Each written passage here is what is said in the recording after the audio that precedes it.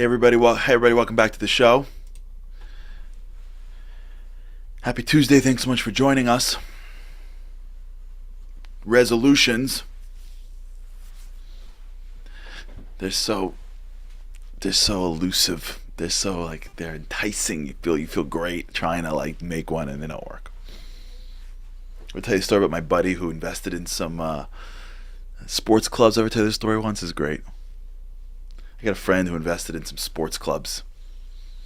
Like New York Sports Club, like that type of stuff. LA Fitness, like that type, but a smaller version of that. So he got like a board seat. It wasn't a massive company, but it was a nice size, more regional.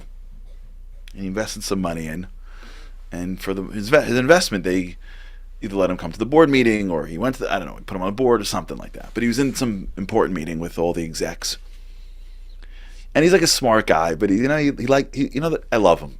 He's smart and he likes to. He's just smart. Let's leave it like that. He's a smart guy. So he's in the board meeting, and he's like looking at the numbers. They pass around the financials and all the details, and he's like doing some back of the envelope calculate. He's a very smart math head, and he like came up with something that he thought everybody missed. So they're talking about the plan, the strategy for the year, and he says, "Can I ask a question?" They go, "Yeah." He goes, "Listen, I'm doing just some calculations here. Based on the equipment that you have in these gyms, they it only services 150 people, but your membership rolls are 1,000 people. So what's your plan for what happens if 1,000 people show up to the gym and there's only 100? Like they're all going to leave. Like what's your plan for servicing the people? Like you don't have enough equipment for them." So he tells me, like, as soon as he says that, like, they look at each other like, like, who brought the rookie? Like, that's your question? Like, they look at each other like, for real? We gotta waste time with this dude? Like, come on. Like, they pat him on the head. And he's like, what? Like, it's a great question. They're like, and like the junior, executive, like the youngest guy turns to me and goes, yeah, there was only 1,000 people that signed up in January. Like, by February, they stopped coming. Like, January, everyone joins the gym in January, so they all sign up, and in January we have to like figure out how to do it, and we shifts or whatever it is, and we make it work, and then summertime they show up a little bit again, but most people have a gym membership for when they're gonna go to the gym. New Year's resolutions, that's what it is. I'm gonna lose weight. I'm gonna get in shape. So you go down to the gym first, second, third, fourth, fifth time. That's it. By February, wait, you're back to who you are. Yeah, come on. Literally, the gyms have, it's an amazing model. People sign up and they show up for like 1 month. Why? Because they never wanted to go to the gym. Because if they wanted to go to the gym, they would have gone in November. They would have gone in October. They want to go to the gym. That's what it is. You see, what a resolution is what you want to want. Right? I want to be healthy. I want to be more family oriented. Right? There's a famous story of one of the paratroopers. If you remember, this is a great story. One of the paratroopers in 1967, when the Israeli forces liberated the Jerusalem and the Western Wall in the 6-Day War. So you can imagine the Jews reconnected to the remnants of the temple. It was an amazing moment. If you just picture it, if you have the time just to Google now, you can see like the actual army radio command of the moment where they entered the old city and they took back the Kotel. It's called the Western Wall, and people crying, and they blew the shofar, and it was an amazing moment. Can you imagine, after 2,000 years away? And there was one soldier famously that just stood on the side. He wasn't at all connected to his Jewish Israeli soldiers, never had anything. And halfway through, he starts to cry. And they're the soldiers who were already bawling and kissing the wall, and turn to him and say, "What are you crying for?" And he says, "I'm crying." I'm saying it in Hebrew just so that it's a little more authentic. I'll translate it just for those who understand Hebrew. He says, "Ani bocheh al ma shani lo bocheh."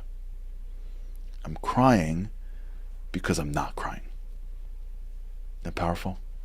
Like everyone's crying. This is some kind of Jewish moment. This is our history coming back. I am one of the soldiers that brought the Jewish people back to its temple of the 2,000 years, and everyone's crying, and I'm not crying. What he's saying, and what I want to make clear here, is that what a resolution is, whether it's New Year's or any other time, what a resolution is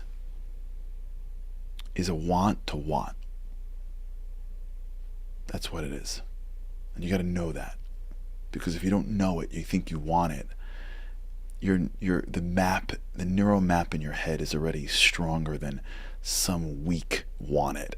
That's why it doesn't last. That's why it doesn't last. It's not just New Year's, by the way. There's a lot of people that make resolutions by Rosh Hashanah, Yom Kippur, for those who are, for the Jews that are watching. And whatever holidays that you're celebrating. But I know the Jewish ones. There's a lot of people that make resolutions. They don't call them resolutions, but they are. And it lasts just long enough to be done with it.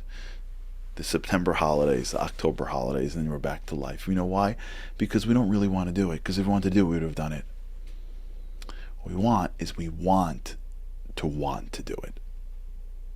And so, in a moment of newness, of shift, of change, of opportunity, in a moment of a high or a low, in a moment of introspection, that deeper want to want comes out and it presents itself. And because we're in this unique place of anything is possible when we get close to an end, right? Like we said about the guy who taught me how to wake up in the morning, right? When we go to bed at night, we all want to want, but really it's when you wake up. Once someone told me, they were trying to study more and be more learned, and they couldn't get up in the morning. They couldn't get up in the morning. And every time they set up their alarm and they couldn't do it and blah, blah, blah, blah, blah.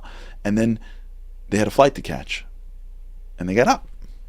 So I'm like, how come when you had a flight to catch, you got up, but when you had to go and meet your study partner to study this thing or to learn this thing or to get whatever, you couldn't get out? Because you wanted to make your plane. You only wanted to get up to learn. And if you don't know the distinction, you can't figure.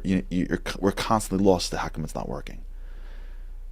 But once we're honest with ourselves as to what's in our hearts, then we can start to build a stronger system to make us successful. See, resolutions, especially when you have these types of resolutions, event-based resolutions, they're not wants, they're wants to wants. I want to be with my family so much that I'll make it for them. I want to be connected to depth so badly that I'm going to go make time for it.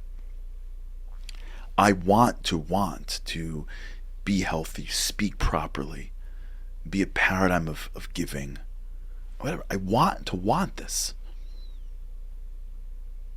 And so I don't want it now because I'd be doing it.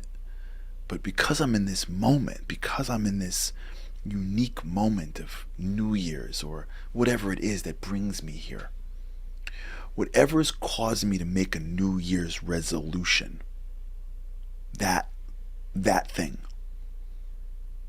that is an unearthing of a desire that is deeper than the current operating system that I call my life. That's a powerful moment because you have something that you want that may be different than what I want. Right? When you're at a moment of a high or a low, God forbid, when you're at a new moment, right? When you are starting from scratch, and for those who have been with the show from the real beginning, you remember what we used to do? We used to journal. Do you remember the journal days? We used to journal all the time. One of the journals that we used to do is the ideal day. Do you remember that? For those that have been with you for a long time, if Andy's listening, Andy will tell you.